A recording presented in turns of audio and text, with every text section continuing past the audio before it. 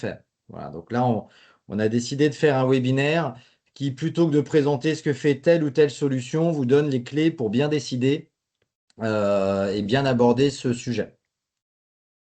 Hop, alors, il faut juste que ma flèche fonctionne pour le dérouler. Voilà. Alors, juste pour ceux qui ne nous connaissent pas et qui sont probablement peu nombreux, puisque si vous êtes inscrit, c'est que vous faites partie de votre base email, mais juste en quelques mots. Donc, moi, je suis Jérémy de Cré. Je travaille donc pour la société Evogest. Evogest est un acteur des solutions de gestion depuis plus de 15 ans. Hein, donc, a pour métier principal d'être intégrateur de logiciels de gestion, qu'on appelle parfois des ERP. Nous sommes également en capacité de fournir des solutions d'hébergement cloud pour les logiciels. Nous sommes également, alors c'est une information qui peut être utile, notamment là dans le contexte de cette réforme. Nous sommes centre de formation agréé Calliope au titre de la formation continue, ce qui veut dire qu'une partie de nos prestations, en tout cas les prestations de formation, peuvent faire l'objet d'une demande de prise en charge sur votre budget de formation auprès de vos OPCO. Hein. Donc, c'est des choses qu'il ne faut pas hésiter à évoquer avec vos interlocuteurs si jamais vous nous demandez d'intervenir. La réforme de la facture électronique, vous en entendez parler beaucoup depuis un certain temps. Nous, c'est également notre quotidien depuis plusieurs mois et ça va devenir notre quotidien plus dans les semaines à venir, puisque nous avons en fait un portefeuille d'offres, un portefeuille de solutions qui sont toutes potentiellement impactées par des nouvelles fonctionnalités à mettre en place pour cette RFE, donc pour cette réforme de la facture électronique. Voilà. Donc, pour la gestion commerciale et la comptabilité, nous, on propose des logiciels des éditeurs EBP, Sage, plus récemment Cegid, et plus récemment encore, puisque c'est un partenariat qui vient d'être noué, Penny Voilà. Donc, ces solutions-là sont soit des solutions de comptabilité, soit des solutions de facturation, et donc nécessairement impactées par le sujet de la réforme de la facture électronique. Voilà.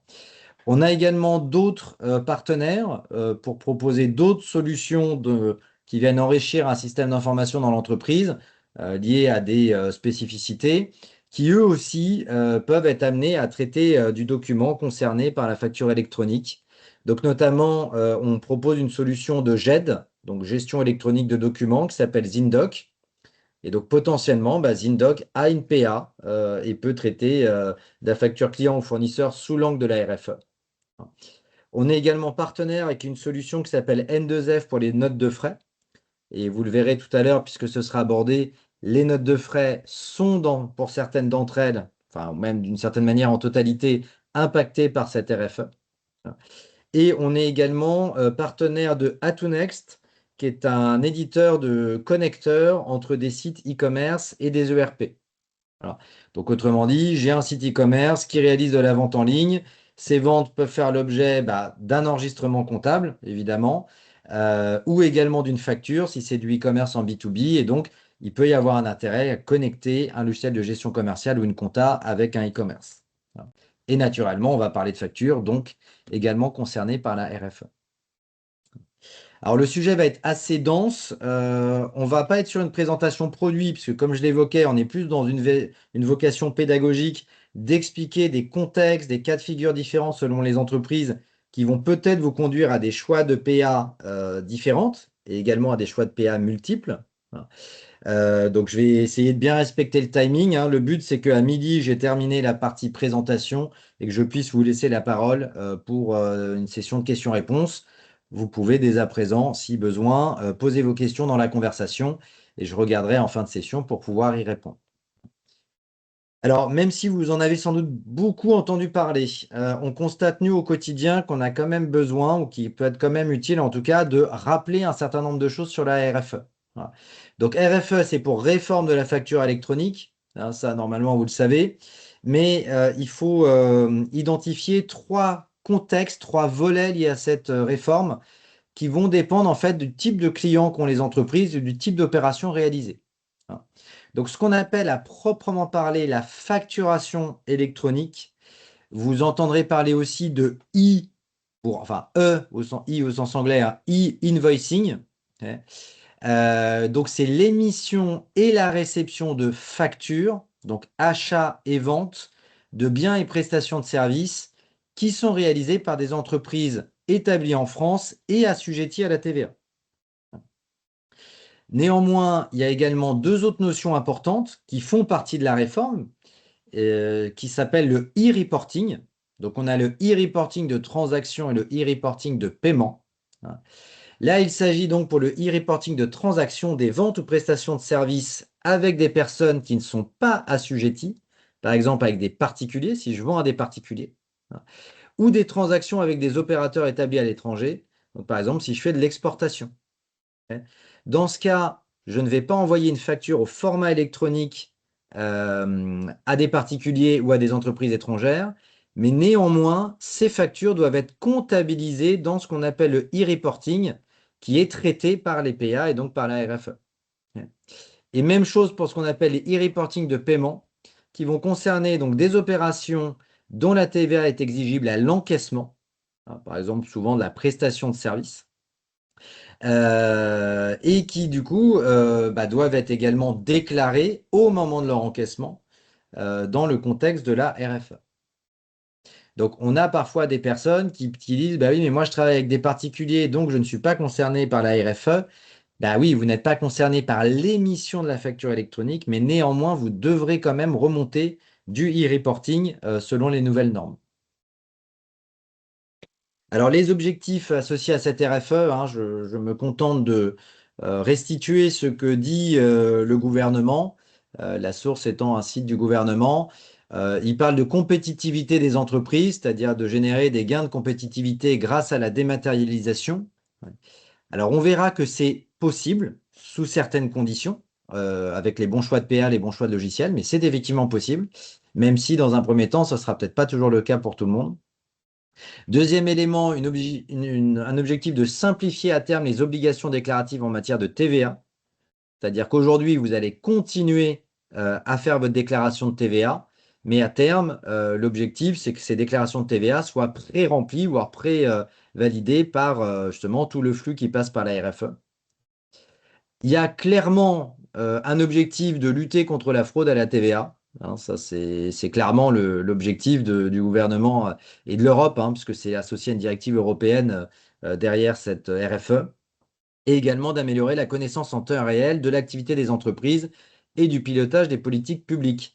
Alors derrière ce terme un peu abscon, il faut comprendre qu'il y a aussi un objectif de réduire les délais de paiement. Alors, on pourra expliquer en quoi et pourquoi tout à l'heure. Toutes les entreprises donc assujetties à la TVA sont concernées, quel que soit leur chiffre d'affaires, leur forme juridique et leur régime d'imposition. Voilà. Y compris les structures type entreprise individuelle qui sont en franchise en base. Elles sont également concernées par la RFE. Voilà. Et donc, la RFE, c'est le nom de la réforme, c'est le texte de loi qui définit le contexte de cette facturation électronique et de ce e-reporting.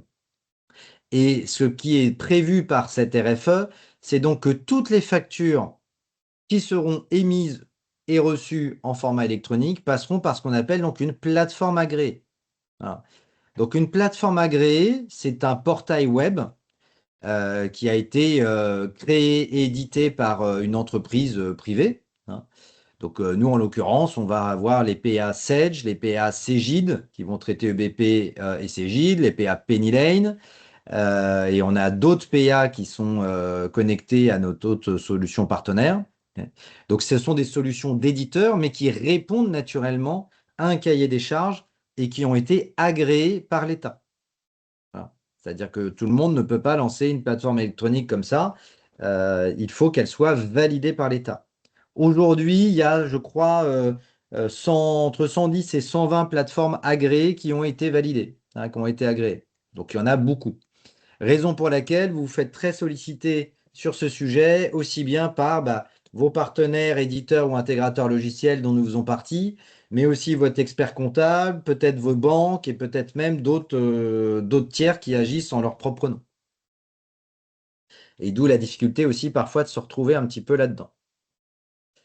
Un rappel des échéances, même si je pense qu'elles commencent à être connues.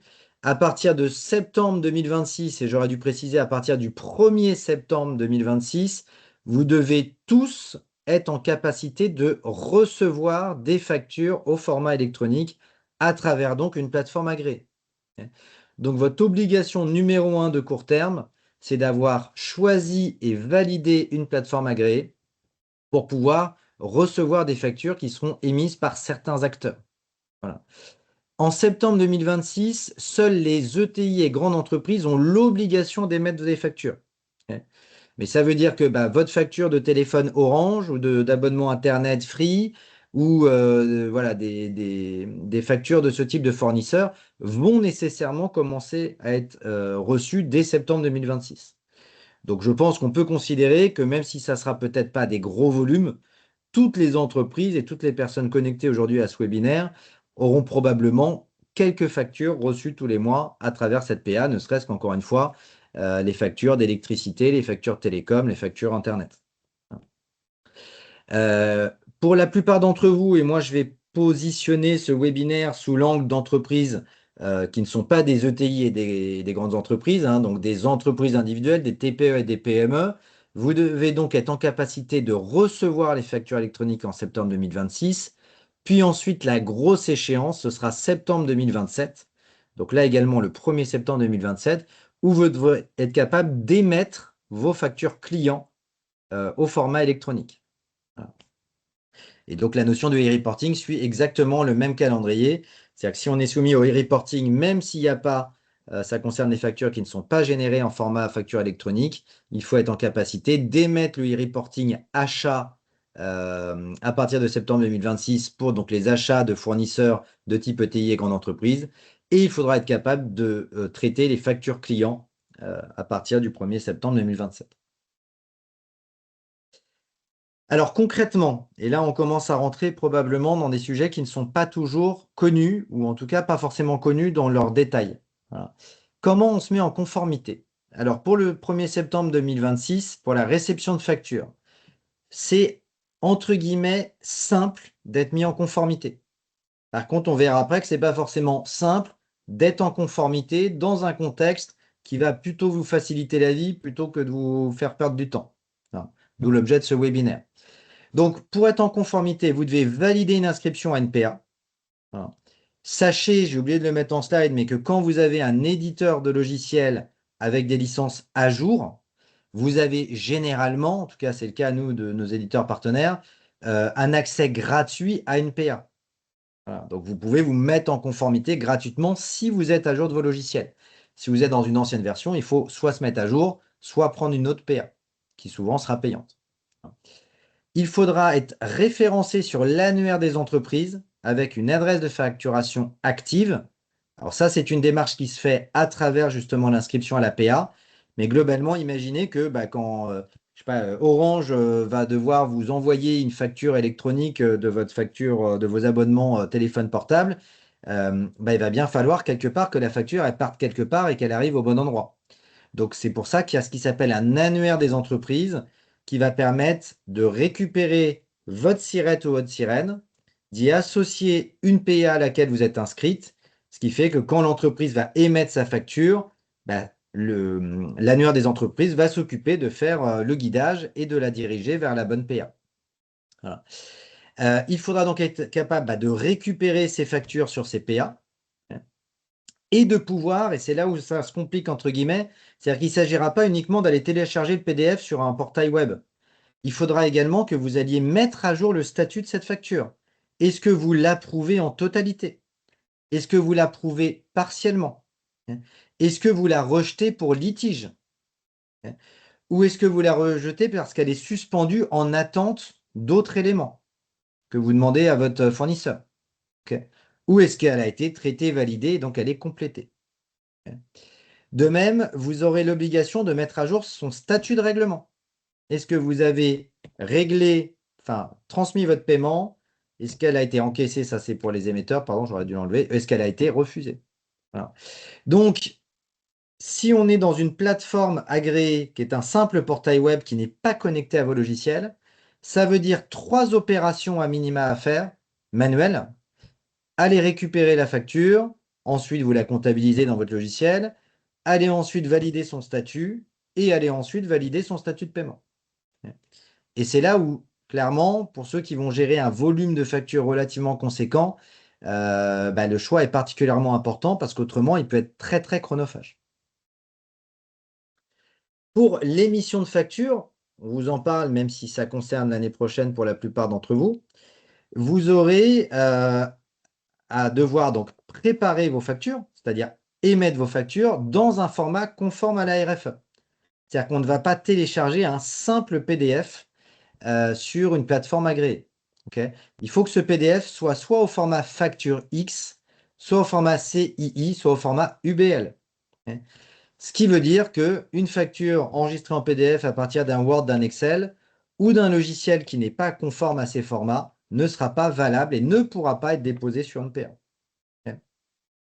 Donc il faudra ensuite émettre cette facture, c'est-à-dire aller la déposer sur la plateforme agréée. Ok. Puis même chose, vous aurez un suivi des statuts de facture. Alors ça, c'est pas une OP manuelle que vous faites, vous déposez la facture. Cette facture, ensuite, elle va avoir un statut émis, puis reçu, puis mise à disposition et dans certains cas, rejeté. Voilà. Et donc vous, il faudra que vous puissiez suivre ces statuts, puisque si notamment la facture est rejetée, ça veut dire que vous allez avoir des actions à mettre en place. Et cette information de rejet, vous ne l'aurez qu'à travers l'APA. Et il faudra également suivre son traitement par votre client, c'est-à-dire est-ce que le client l'a approuvé partiellement ou totalement, est-ce qu'il l'a mis donc en litige, suspendu ou complété, pour savoir quelle est la démarche à faire auprès de son client. Donc on appelle ça le cycle de vie de la facture, qui est valable aussi bien, il y a un cycle de vie facture fournisseur, il y a un cycle de vie facture client, et donc il faut pouvoir le respecter. Alors, j'ai une petite question à laquelle je peux répondre tout de suite. S'il y a un groupe de sociétés, il y a bien effectivement une adresse par société. Voilà. À minima, vous déclarez le CIREN, mais on peut déclarer aussi le CIRET quand on a plusieurs établissements. Et par ailleurs, vous verrez qu'on peut avoir plusieurs PA pour une même entreprise. Donc ça, je vais vous expliquer ça après. Donc ce qu'il faut juste comprendre à travers ce rappel, et c'est tout le sujet, hein, tout l'enjeu réellement pour les entreprises, c'est que, hop, là voilà, vous aurez les statuts, hein, vous aurez les supports, mais vous avez un certain nombre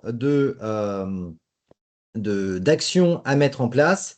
Et donc, si vous avez une PA, on va dire lambda du marché, qui n'est pas connectée à votre logiciel, eh ben, ça veut dire beaucoup d'allers-retours avec des traitements manuels entre votre logiciel et la PA dans lequel vous devez faire un certain nombre d'actualisations et d'actions. Donc, d'où la question, comme on disait, de savoir est-ce que ça va être réellement une usine à gaz ou, comme le souhaite l'État, une opportunité de productivité.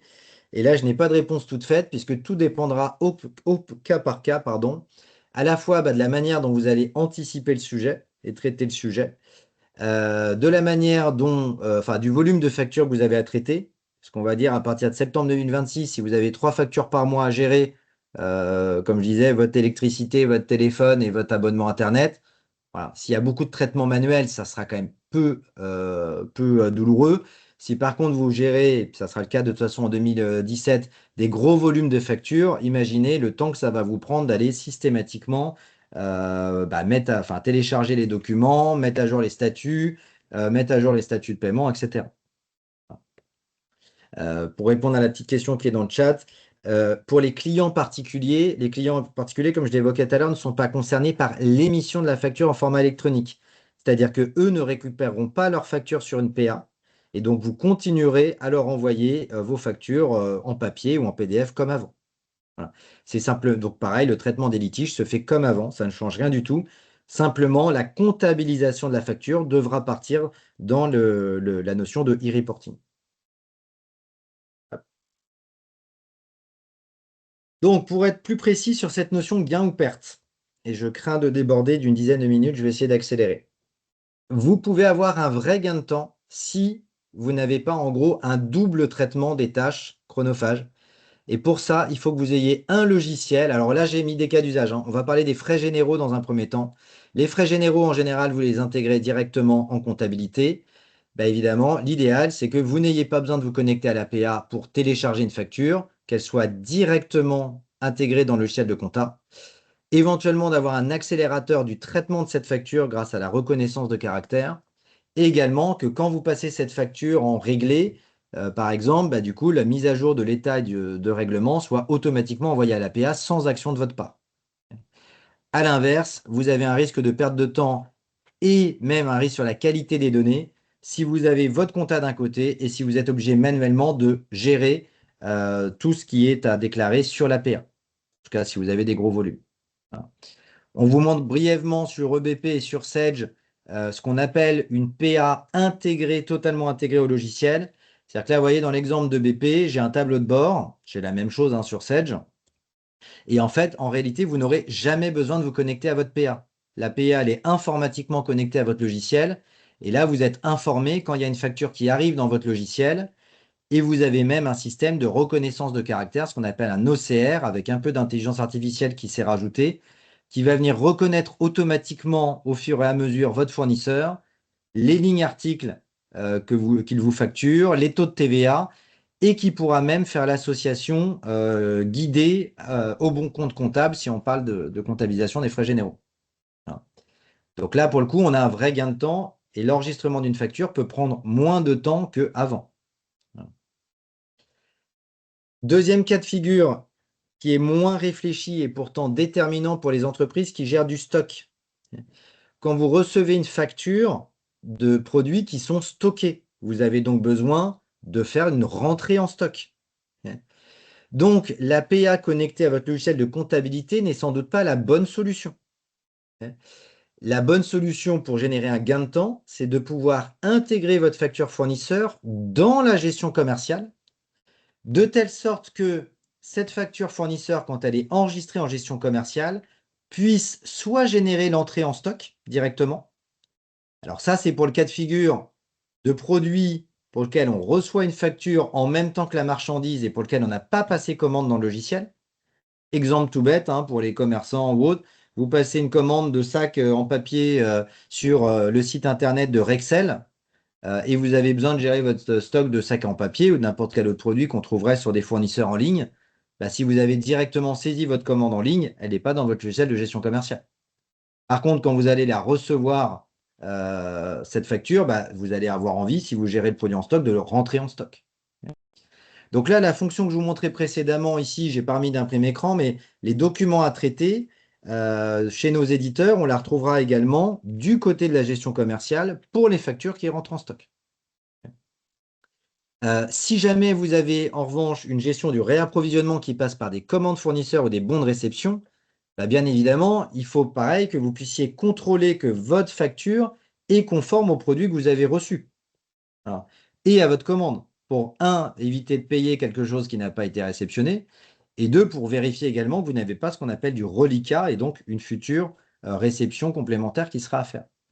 Même chose, pour pouvoir le faire efficacement, il faut avoir un logiciel de gestion commerciale qui permet d'enregistrer la facture dans la gestion commerciale en disant que cette facture est associée à une commande fournisseur ou un bon de réception si vous avez géré les bons de réception déjà pour faire votre comptabilisation sur un stock qui est déjà potentiellement rentré. Et donc, perte de temps, si même chose, vous avez la facture qui arrive en compta, vous êtes obligé d'envoyer la facture à la personne qui gère le stock, qui va ensuite manuellement traiter son entrée en stock.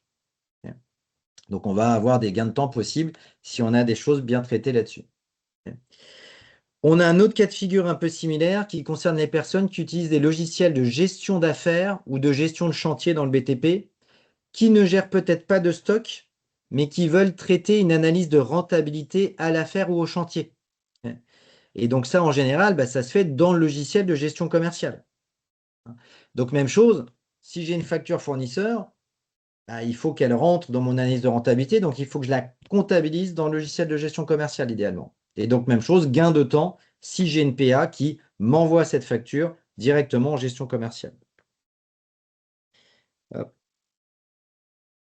Quand on passera à l'émission de facture, même chose, imaginez aujourd'hui quand vous éditez vos factures dans votre logiciel, vous les envoyez peut-être directement par mail à partir du logiciel, et c'est un gain de temps notable. Demain, c'est un gain de temps également si l'édition, enfin si le push vers la plateforme agréée se fait en automatique. De même que lorsque cette facture sera réglée, que vous puissiez enregistrer le règlement et que la mise à jour du statut se fasse directement. De même que si cette facture est rejetée ou mise en suspension pour litige, que vous en soyez informé pour pouvoir traiter ce litige, voire peut-être réémettre une facture s'il a été rejeté. Voilà. Donc, si vous voulez éviter de traiter manuellement ces sujets, il vous faut là encore une gestion commerciale totalement intégrée à votre plateforme agréée. Alors, j'ai une petite question avant de passer au cas concret. Comment une plateforme agréée EBP, ou par exemple, mais ça serait vrai pour autre chose, va savoir si elle envoie des factures en gestion commerciale ou en compta? Eh bien, justement, ça passe par cette notion d'annuaire d'entreprise qui est gérée dans la PA, où vous allez pouvoir indiquer que pour tel fournisseur, c'est dirigé vers une PA X ou vers une PA Y. Ou alors, si jamais on a une seule PA EBP, par exemple, enfin Cégide pour EBP dans votre question, eh bien en fait, c'est lié au fait que le fournisseur est identifié ou non en gestion commerciale avec des produits associés qui sont gérés en stock.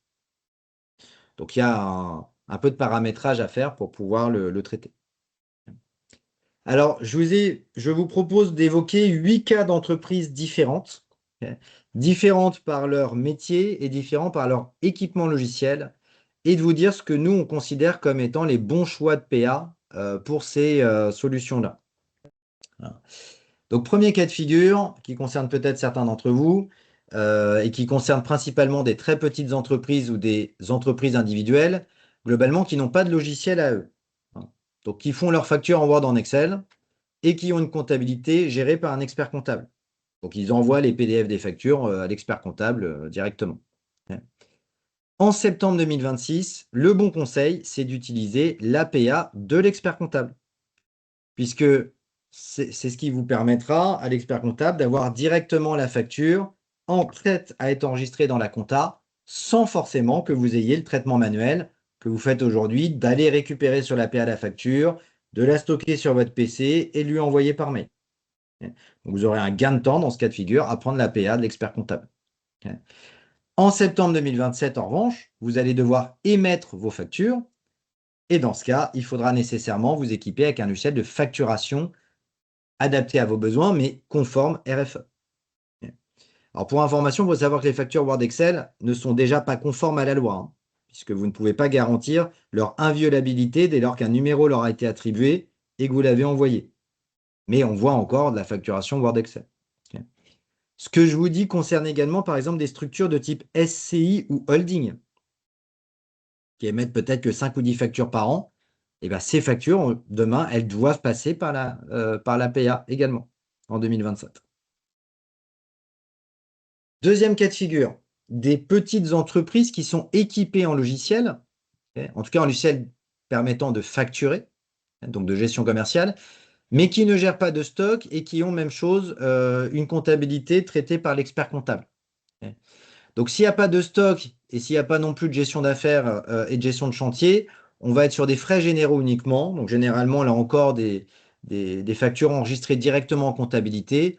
Donc, même schéma que tout à l'heure, moi, je vais plutôt vous recommander de prendre la PA de l'expert comptable, de telle sorte qu'il récupère directement les factures prêtes à être comptabilisées dans son logiciel.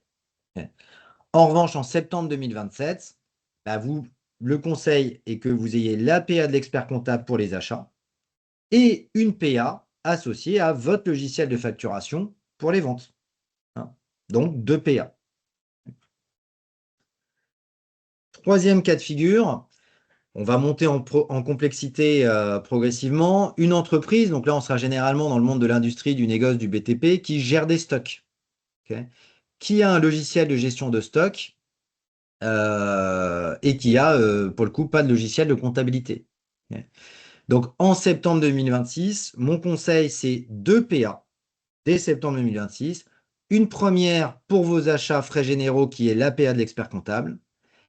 Et en complément, l'APA du logiciel de gestion commerciale pour pouvoir récupérer les factures d'achat qui rentrent en stock ou qui doivent être affectées à un bon de réception fournisseur. Et en 2027, vous devrez donc émettre. Vous aurez déjà l'APA de la gestion commerciale. Donc cette PA sera à conserver pour vous permettre de faire l'émission de facture.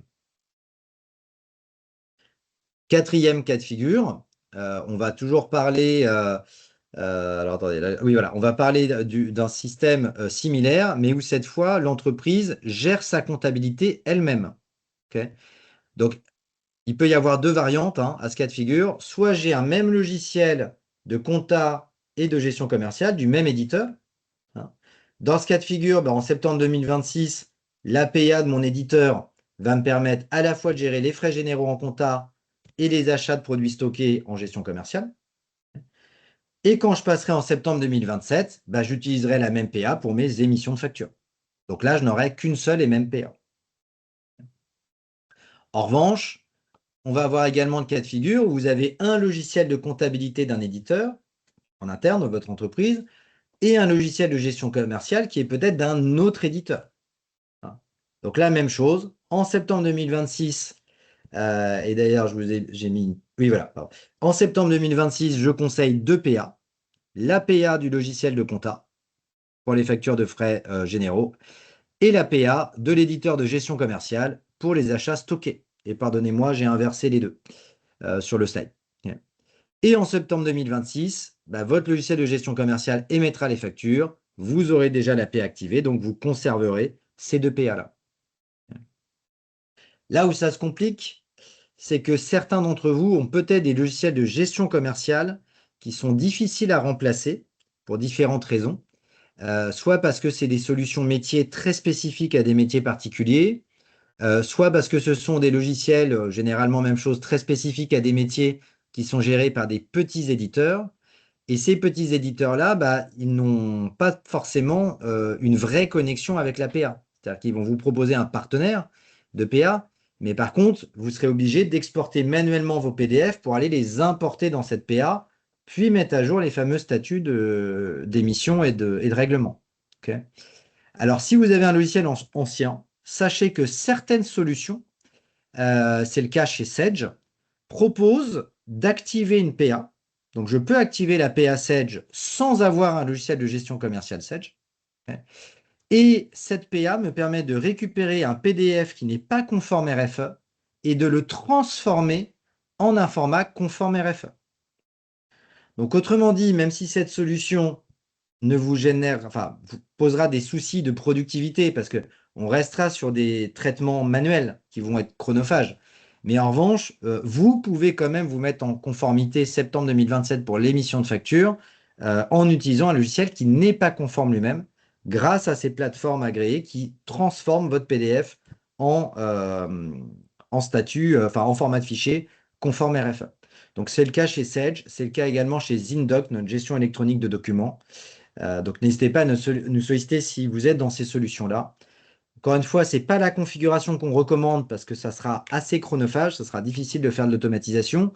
Mais par contre, ça peut être un moindre mal pour être en conformité si on ne peut vraiment pas changer de logiciel pour différentes raisons. Parmi les raisons, j'en ai une autre récemment, c'est par exemple une société étrangère qui a une structure en France très petite et en gros, le groupe étranger ne veut pas qu'elle utilise un autre logiciel. Dans ce cas, on va lui proposer cette solution chez Sage ou chez Zindoc. Donc là, globalement, jusqu'à présent, là, si je reviens même à mon petit tableau, j'ai balayé les principaux cas de figure qu'on va rencontrer liés à différents formats d'équipements logiciels en gestion commerciale et en compta, liés à différentes configurations qui sont de savoir si vous gérez votre compta avec l'expert comptable ou si vous la gérez en interne. Ok. Et lié à différents métiers. Et vous avez compris que déjà, nous, dans notre posture, en tant que conseil, dans certains cas, on va vous dire, oui, activez la PA de votre expert comptable. Si c'est lui qui gère la compta, c'est logique. En tout cas, pour les factures de frais généraux. Et donc, on met un petit peu comment dire, de clairvoyance et de cas par cas. On n'est pas là uniquement pour vous pousser notre PA si elle ne va pas générer un gain de productivité par rapport à une autre PA.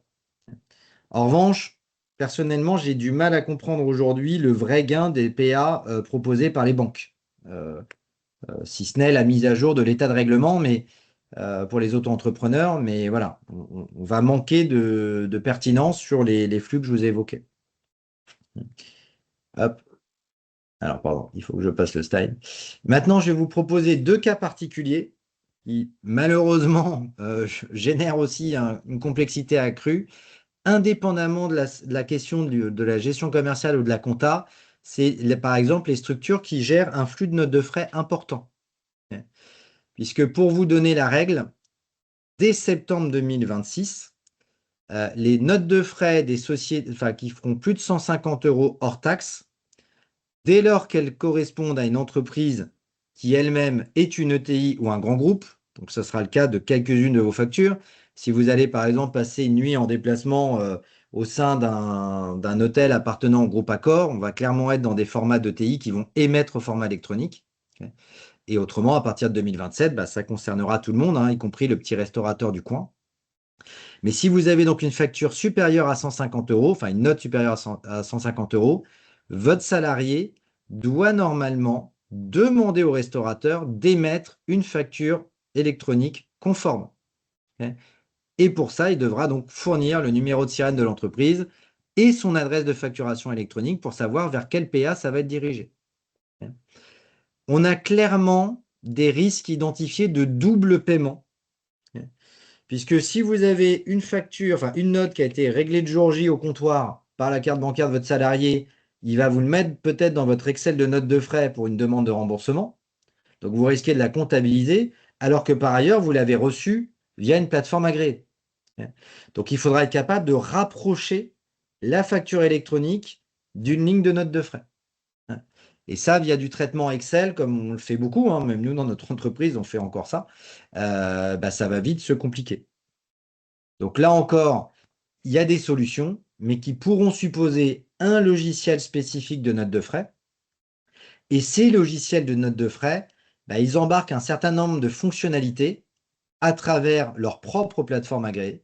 Notamment, bah déjà, un truc tout bête, vous voyez la petite photo de smartphone en haut à droite, c'est pour pouvoir donner facilement et sans risque d'erreur au restaurateur la bonne adresse de facture électronique, pour que ça arrive sur la bonne PA, autrement dit la PA de l'éditeur du logiciel de notes de frais. Ensuite, ils vous proposeront des systèmes de liaison, de rapprochement entre votre facture électronique et le ticket de dépense qui est dans la note de frais. Et vous aurez également un outil de détection des factures électroniques manquantes. C'est-à-dire que si votre salarié vous fait sa note de frais et qu'en face, vous n'arrivez pas à rapprocher la facture reçue en format électronique, vous aurez une alerte pour pouvoir investiguer et savoir pourquoi. Donc, dans ce cas de figure, on peut imaginer une entreprise à qui on va conseiller 3 PA différentes. Une pour ses frais généraux en compta, une pour sa gestion commerciale, pour donc les frais, les achats stockés et ou les émissions de factures, et une troisième spécifique pour les notes de frais. Et naturellement, bon, il faut avoir un volume pour que ça se légitime. Deux derniers cas de figure, la gestion électronique des documents. Alors là, généralement, on va parler d'un cas de figure de personnes. Pardon, excusez-moi, je vais vous présenter les choses autrement.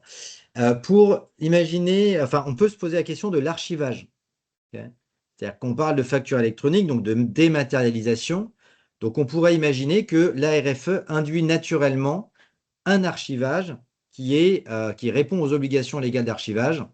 Et malheureusement, ce n'est pas le cas. Donc concrètement, la RFE prévoit que les plateformes agréées conservent les données pendant 6 ans. Or, l'archivage légal, c'est 10 ans.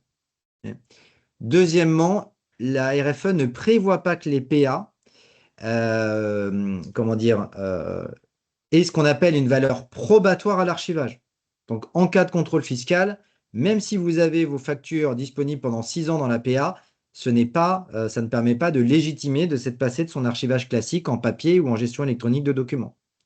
Et donc, dans ces cas de figure, la gestion électronique des documents, si vous voulez arrêter le papier, elle reste obligatoire. En tout cas, elle reste utile. Et dans ce cas, un outil de gestion électronique de documents, de GED, vous permettra de centraliser, vous devrez récupérer, si vous avez plusieurs PA, tout ce qui rentre dans votre compta, donc les notes de frais, les factures émises, les factures reçues. Et si vous avez plusieurs PA, sachez que les outils de GED sont potentiellement interopérables, interconnectés avec les autres PA. Donc concrètement, imaginons que j'ai une gestion commerciale Sage, une comptabilité EBP, un logiciel de notes de frais N2F, ok, J'ai donc 3 PA différentes. Mais si ces 3 PA, si elles sont toutes aux normes AFNOR API, bah, je vais pouvoir, sans ressaisie, les envoyer dans ma gestion électronique de documents Zindoc. Donc, je reste dans un contexte de gain de productivité avec cette fois bah, l'avantage, d'une part, d'avoir des circuits de validation comme on l'a en général dans les GED, et d'autre part, d'avoir la possibilité d'avoir un archivage électronique à valeur probatoire qui me permettra donc de me passer de papier.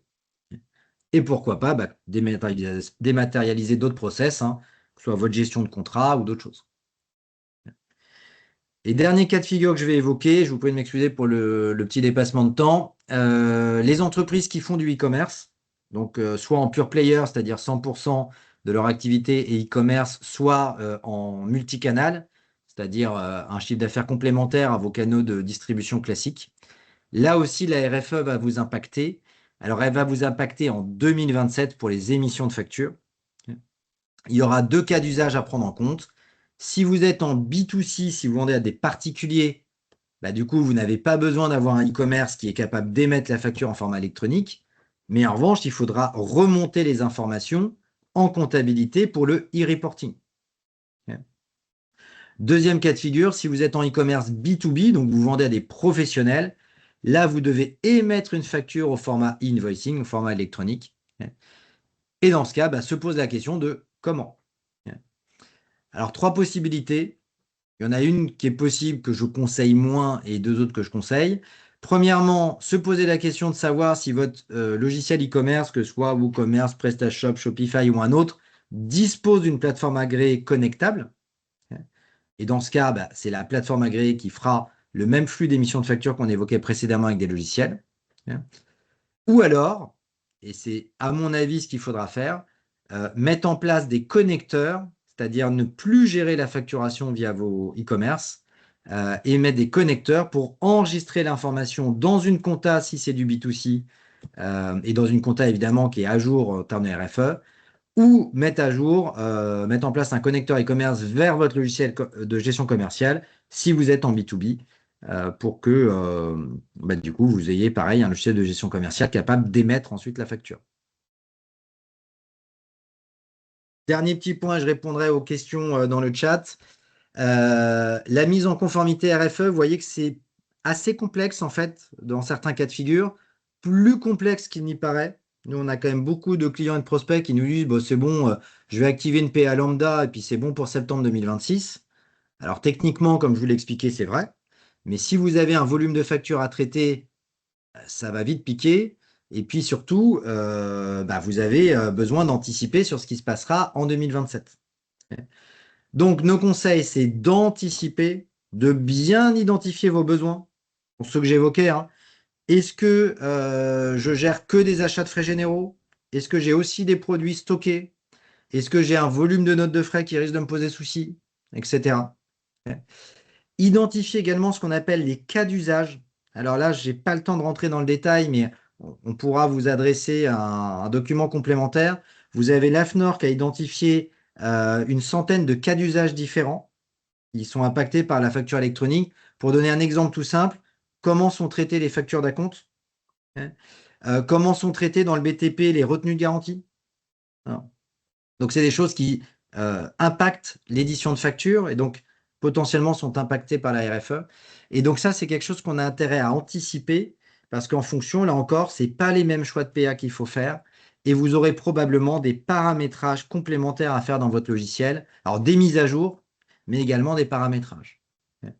Et dernier sujet, pour émettre en 2027, sachez qu'il ne suffira pas d'avoir un logiciel à jour et une PA. Vous devrez aussi probablement mettre à jour votre fichier client. J'ai mis ici que 2 éléments importants, il y en a d'autres, mais vous avez des mentions obligatoires sur les formats de facture. Si elles n'y figurent pas, la facture ne sera pas traitée par la PA. Donc, le SIRET, par exemple, doit être présent dans toutes vos fiches clients sur lesquelles vous allez émettre les factures. Même chose sur les éléments de TVA et notamment sur la notion de territorialité. Donc, vous avez dès à présent dans les logiciels type EBP, Sage ou autres, un petit assistant, en tout cas dans les versions à jour, qui vous permet de savoir si quand vous générez une facture, elle est prête à être conforme RFE ou pas. Et si ça n'est pas le cas, bah, il y a une mise à jour à faire dans votre fichier client ou dans votre fichier produit. Et donc ça, évidemment, si vous avez 3000 clients, ben, ce n'est pas quelque chose qu'il faudra faire le 30 août 2027, la veille de l'émission des factures. Sinon, vous risquez d'avoir des problèmes d'émission de factures. Voilà pour ce que je pouvais vous dire. Avant de répondre aux questions, vous aurez un replay. Sachez que si vous êtes intéressé pour voir notamment des replays qui présentent ce que fait EBP ou ce que fait Sedge, on a déjà fait ces replays-là. Donc sur notre site internet evoges.fr, dans la rubrique Actualité, vous avez la possibilité de retrouver nos replays. Si je prends l'exemple du webinaire Sedge du mois dernier, voilà, vous pouvez lancer les replays et revoir précisément les choses. Et bien entendu, vous pouvez aussi nous contacter. On a une équipe commerciale qui est là pour répondre aux cas particuliers. Je vais répondre aux questions dans le chat. S'il y en a d'autres, n'hésitez pas à les poser. Alors, je vais remonter un petit peu. Alors, il y a une question qui était de savoir si l'annuaire était géré dans la PA ou le PPF. Alors, je ne sais pas ce que vous entendez par PPF, mais en tout cas, pour vous répondre, l'annuaire, c'est un logiciel, une plateforme qui est gérée par l'État. Et cet annuaire est interconnecté avec les PA. C'est-à-dire que les PA viennent se connecter à l'annuaire pour récupérer les informations et pour les compléter. Donc, techniquement, c'est un outil à part. Mais pour vous, en tant qu'entreprise, dans le contexte de votre enregistrement, dès lors que vous allez vous connecter à la PA, vous allez avoir un certain nombre d'informations renseignées et ça va permettre d'activer l'annuaire. Il y a une question, nous avons essayé de nous inscrire à la PACJ sans succès pour des raisons de sécurité. Oui, alors effectivement, l'inscription à la PACJ ne peut pas se faire par n'importe qui et de n'importe quelle manière. C'est-à-dire qu'il y a une double authentification qui est nécessaire. Et cette double authentification, qui est gérée par France Connect dans le cas de la PA-Cégide, doit être faite par une personne qui a un droit de représentation légal pour l'inscription à la PA. Sachez néanmoins que ça n'est pas forcément le dirigeant. C'est-à-dire qu'un comptable, s'il est autorisé par son dirigeant, peut utiliser son France Connect pour valider l'inscription à la PA. Il y a également des procédures qui vont permettre, mais elles ne sont peut-être pas disponibles encore tout de suite, il y aura des procédures qui permettront également à un expert comptable de le faire pour vous, comme ils le font déjà pour votre portail un peu .gouv. Voilà. Alors, on a une autre une autre question concernant une association de type entreprise d'insertion. Pouvons-nous vous contacter afin qu'on vous conseille? Bien entendu, hein, vous pouvez utiliser le téléphone ou le mail qui est indiqué. Et dans votre cas de figure, bah, si vous émettez des factures soumises à la TVA ou si vous récupérez la TVA, effectivement, il y a des questions à se poser. Alors, il y a des questions concernant les péages. Pardon, hop, je remonte un petit peu. Donc, par rapport aux notions de notes de frais, alors pour les péages, bah, il va y avoir des cas là aussi un petit peu différents. Ça va dépendre si vous payez le péage, entre guillemets, sur l'automate directement, ou si vous avez par exemple des systèmes, vous savez, de paiement avec des petits boîtiers là. Dans ce cas de figure, bah, il faut vous rapprocher de votre partenaire qui a le petit boîtier, puisque c'est lui qui va réceptionner la facture. Et donc, logiquement, je n'ai pas encore eu l'occasion de m'y intéresser, mais j'imagine que ces structures qui sont assez importantes se sont toutes mises en conformité. Pour ensuite les péages qui sont traités dans des notes de frais classiques, bah là, effectivement, c'est une bonne question si le péage fait plus de 150 euros. Je n'ai pas la réponse et je me renseignerai, même si je ne sais pas si c'est si fréquent que ça, mais c'est une bonne question, savoir comment on fait pour dire à l'automate du péage qu'il est censé émettre à notre société par facture électronique. Je ne sais pas si le cas se posera et si oui, je ne sais pas vous répondre aujourd'hui, mais je prends note et on essaiera de compléter l'information.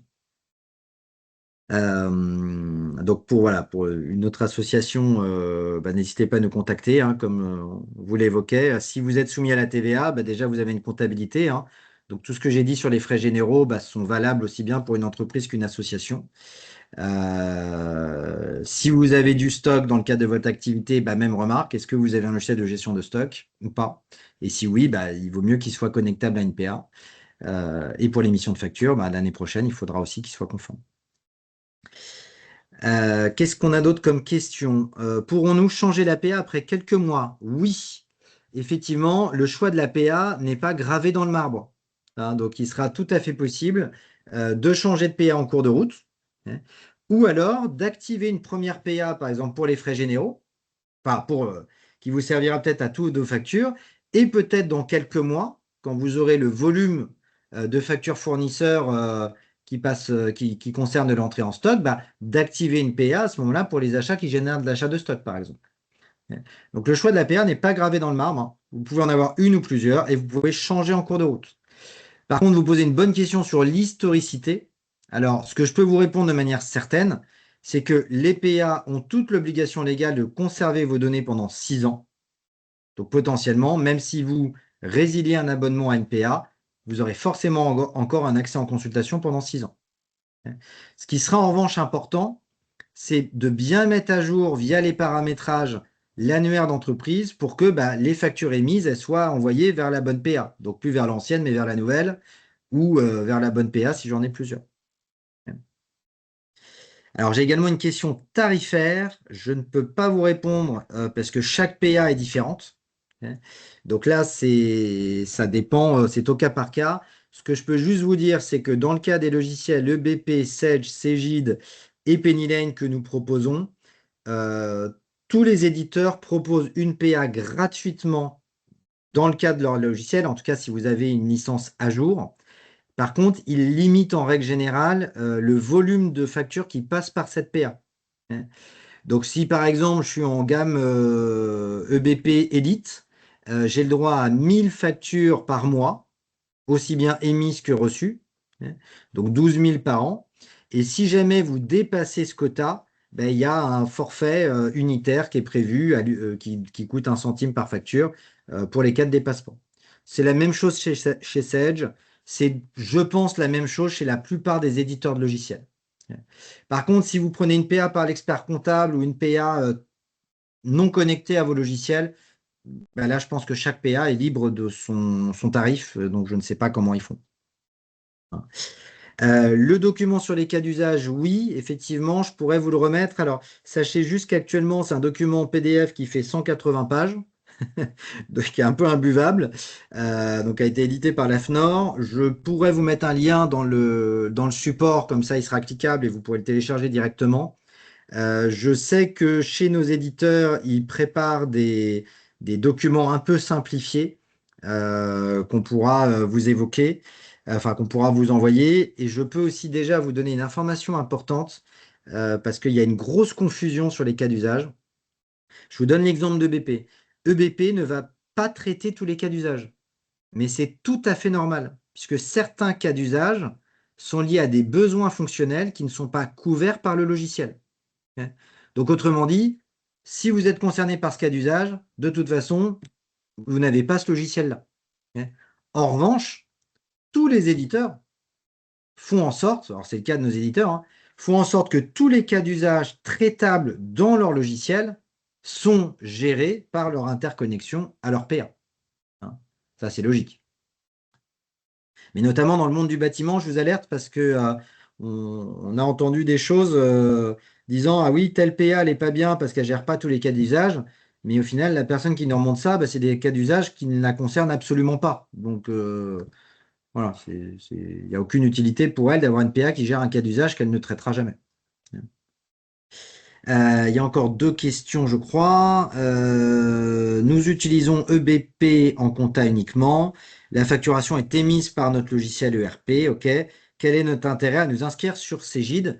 Bah, très concrètement, vous êtes dans le cas de figure, dans un des cas de figure que je montrais tout à l'heure, qui est celui-ci, hein, donc une compta et une gestion commerciale d'éditeurs différents. Mon conseil, c'est que vous activiez la PA Cegid pour les frais généraux que vous saisissez directement en compta. Donc, voilà, facture EDF, facture Free, Orange, et tout un tas d'autres factures de ce type-là. Et qu'effectivement, non, pardon, excusez-moi, je suis dans ce contexte-là. Et effectivement, par contre, que vous rapprochiez de l'éditeur de votre ERP métier pour les factures qui rentrent en stock et également en 2027 pour les émissions de factures. Donc, moi, je pense que vous aurez besoin de deux PA. Celle qui était activée a priori en priorité, c'est plutôt la PA Cegid puisque la plupart des factures, enfin, sauf si vous avez des fournisseurs qui sont des ETI ou des grands groupes, la plupart des factures que vous allez recevoir en septembre seront plutôt des frais généraux. Et j'ai une dernière question et on pourra stopper cette occasion. Volume très faible de factures d'achat de produits stockés. Sommes-nous obligés de connecter EBP à une PA ou peut-on se contenter d'une saisie manuelle? Alors oui, bien sûr, vous pouvez vous contenter d'une saisie manuelle, aucun souci. Faudra juste estimer le temps que ça vous prend en termes d'usage. Si vous ne rencontrez, enfin, si vous n'avez pas un problème vraiment de temps trop élevé, d'une part, et puis de nécessité de contrôler les réceptions versus les factures, aucun souci, hein, vous pouvez continuer. Enfin, c'est probablement ce que vous faites peut-être déjà, et vous pouvez continuer à travailler de cette manière-là. Donc là, c'est libre, libre choix là-dessus. En soi, on n'oblige rien, les éditeurs n'obligent rien. Votre seule obligation, elle est vis-à-vis de l'État et ensuite, elle est vis-à-vis de vous-même par rapport à l'impact que ça va avoir en termes soit de perte de temps, soit de gain de productivité. Et ça se traite au cas par cas, ce choix. Voilà, voilà. Mais écoutez, je crois que je n'ai plus de questions. J'ai dépassé le timing que j'estimais, mais là, je vois qu'il y a quand même des gens qui sont restés.